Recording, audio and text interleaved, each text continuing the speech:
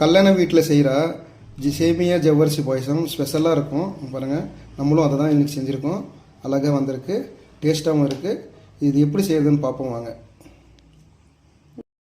First பாலை காய வச்சுக்கிறேன். பால் சூடாகட்டும், சேமியா வறுத்துக்குவோம்.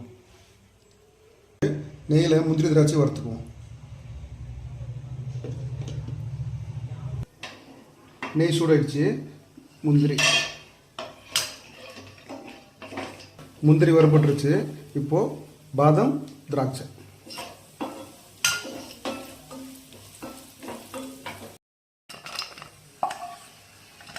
இதே நெய்யில் இந்த சேமியா வறுத்து எடுத்துக்குவோம்.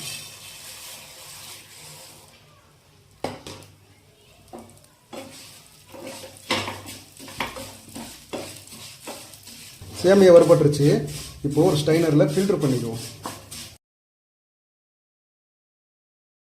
பால் கொதிக்குது.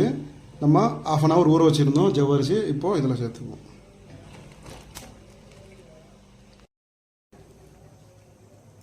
ஜவ்வரிசி வெந்துருச்சு.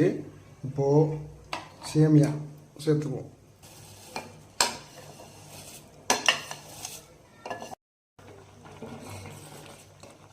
சேமியா நல்லா வெந்துருச்சு.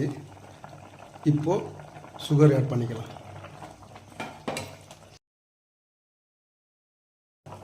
ஏலக்காய் பொடி சேர்த்து. சர்க்கரை கொஞ்சம் கம்மியாக தான் போட்டிருப்பேன், ஏன்னா மில்க் மேடு சேர்த்துறதுக்காண்டி. உங்களுக்கு மில்க் மேடு வேண்டாம்னா ஸ்கிப் பண்ணிடுங்க. சர்க்கரையும் போட்டுட்டு மில்க் மேடையும் போட்டிங்கன்னா ரொம்ப ஸ்வீட் ஆகிடும்.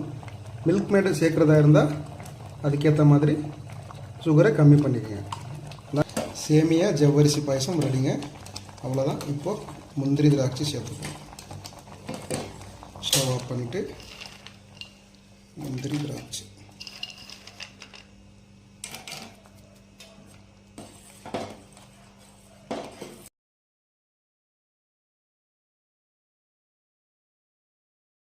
லைட்டாக முந்திரி திராட்சை மேலே. நீங்களும் இந்த மாதிரி வீட்டில் செஞ்சு பாருங்கள்.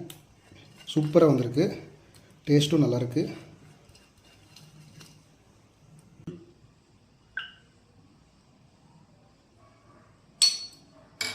சேமியா ஜவ்வரிசி பாயசம் டேஸ்ட் பார்க்க போகிறோம்.